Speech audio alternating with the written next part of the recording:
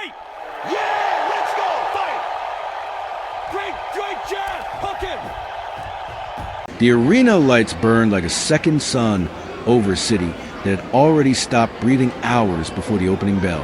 Every seat was filled with expectation, and every shadow beneath the ring carried the weight of history, waiting to be rewritten.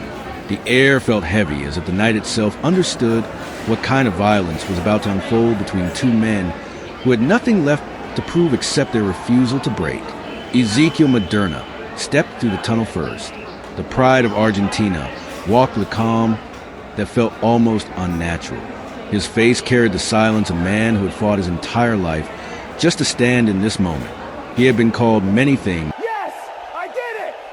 Stay down, son. It's over. I'm the champion! In his career, a technician, a survivor, a man too small for the vision, yet too stubborn to leave it. Tonight, he carried the belief of an entire nation that refused to see him as anything less than a champion. Across the other side of the arena, the presence of Artur Beterbiev felt different. It was not noise or arrogance or performance. It was stillness shaped like danger. The Russian destroyer walked with slow purpose. Every step looked like it had already been calculated in a room far away from this crowd. His reputation did not need introduction. Every fighter who shared a ring with him carried a memory of what it felt like to lose balance under pure pressure that never stopped coming. The announcer voice rose above the noise, and the fighters were called forward. The tension tightened as both men entered the ring. Gloves were adjusted, eyes locked, no expression wasted, only focus remained. In the corner of Maderna, his team gave final instructions. The message was simple: move, think, do not stand still. He nodded once. There was no fear in his eyes, but there was awareness. He understood the difference in power. He understood the cost of every mistake, yet he still chose to be here. In the opposite corner, Beterbiev listened without reaction. His coach spoke about discipline and timing and pressure. The fighter barely moved. His hands were already wrapped in certainty. His silence was louder than any advice. The referee brought Box! Keep it clean! Let's go! both men to center ring. The instructions were given with authority and finality. Protect yourself at all times. Obey every command. Touch gloves. For a brief moment there was contact, respect without friendship, understanding without warmth. Then they returned to their corners, and the world seemed to hold its breath. The bell rang and the fight began. Maderna moved first, light on his feet, circling wide, creating space with early rhythm. His strategy was clear. He needed distance. He needed time. He needed angles that could delay the inevitable pressure that Beterbiev was known for. Beterbiev did not chase immediately. He studied. He advanced slowly behind a tight guard. Every step forward reduced the ring like a closing door. There was no rush in him, only certainty. The first exchange came with a sharp jab from Maderna. It landed clean but did not change expression. Beterbiev absorbed it like information rather than impact. Then he stepped forward again, and the atmosphere shifted. The second exchange carried more weight. Maderna tried to pivot out, but the ring suddenly felt smaller. Beterbiev began touching the body with short, precise punches that did not look dramatic but carried hidden force. Each shot removed a piece of movement from the Argentinian fighter. Maderna responded with combinations meant to disrupt rhythm. Fast flurries designed to score and escape. For a moment it worked. He found angles and landed clean shots to the head that drew reaction from crowd. But Beterbiev did not change direction. He simply adjusted distance and continued forward. As the round progressed, the difference in physical presence became more visible. Maderna was working to maintain space, while Beterbiev was working to erase it.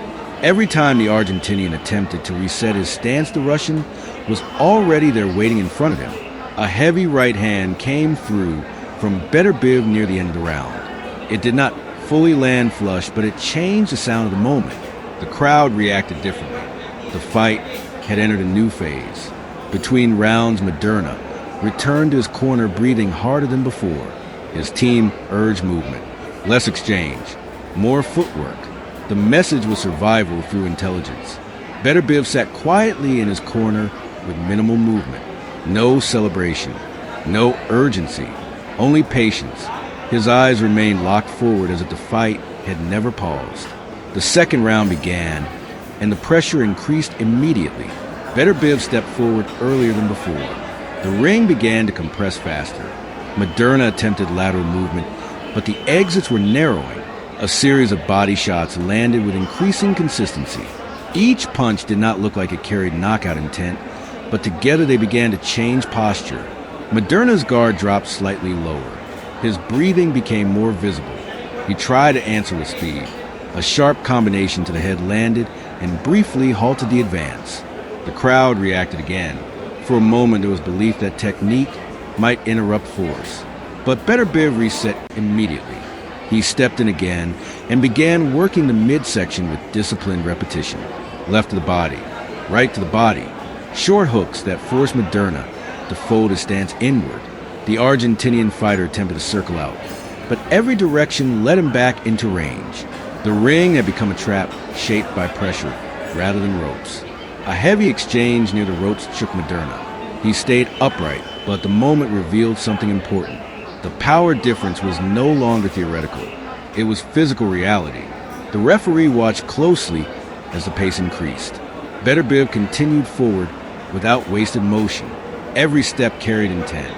Every punch carried consequence. By the end of the second round, Maderna was still standing, but the rhythm of his movement had changed. He was no longer dancing freely. He was negotiating space. In the corner, the advice became more urgent. Survive the pressure. Find moments to reset. Do not stay stationary. The third round opened with visible fatigue beginning to appear in Maderna's movement. His footwork was still active but less sharp. The openings he created were closing faster. Beterbiev sensed it without emotion. He increased body work immediately. The strategy was simple and brutal. Remove the legs. Remove the escape. Remove the resistance. A sequence along the ropes shifted the fight further. Beterbiev landed a combination that forced Maderna to cover tightly. The punches were not wild. They were controlled and accurate. The crowd noise rose as the pressure peaked. Maderna tried to pivot out, but was met with another short hook that caught him clean.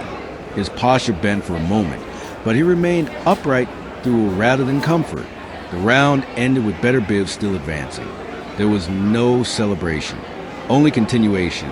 As Maderna sat in his corner, his breathing had changed. The distance between strategy and execution had widened. His team encouraged heart and discipline. They reminded him that every round still mattered. Across the ring, Beterbiev showed no signs of fatigue. His calm was unchanged. It was as if the fight had only just begun for him. The fourth round carried the weight of inevitability. Maderna attempted to reestablish movement early, but the legs did not respond with the same fluidity. The pressure was now constant and direct. Beterbiev stepped in and began to increase head shots after establishing body dominance. A sharp right hand landed clean and echoed through the arena.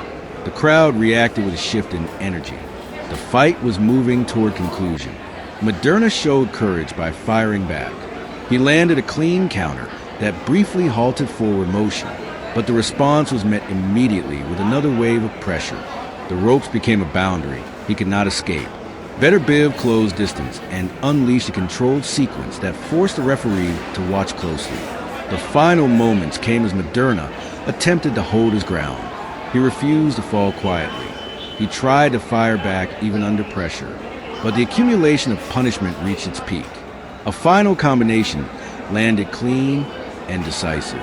Maderna's body reacted before his mind could adjust. He dropped to the canvas under controlled collapse rather than chaotic fall. The arena erupted as the referee moved in. The count began, but it was clear from the posture that continuation would not return. The fight was stopped. Artur Beterbiev stood in silence as the decision was confirmed. No excessive celebration, no emotional release, only acknowledgement of another completed task in a career built on precision and destruction. Ezequiel Maderna rose slowly with the help of his corner. His expression carried disappointment, but also understanding. He had faced something relentless and unchanging, and had lasted longer than many before him. The crowd gave respect to both men, one for dominance, one for resistance. In the aftermath, the story of the fight was not confusion. It was clarity. Technique met force. Movement met pressure. Skill met inevitability. And in the center of it all stood a fighter from Russia who continued to prove that control under pressure is its own form of power, and a fighter from Argentina who showed that even in defeat, there can be dignity that does not fade when the lights go out. The night ended, but the memory remained like every fight that teaches a simple truth. Some battles are not about escape. They are about endurance against something that does not stop coming.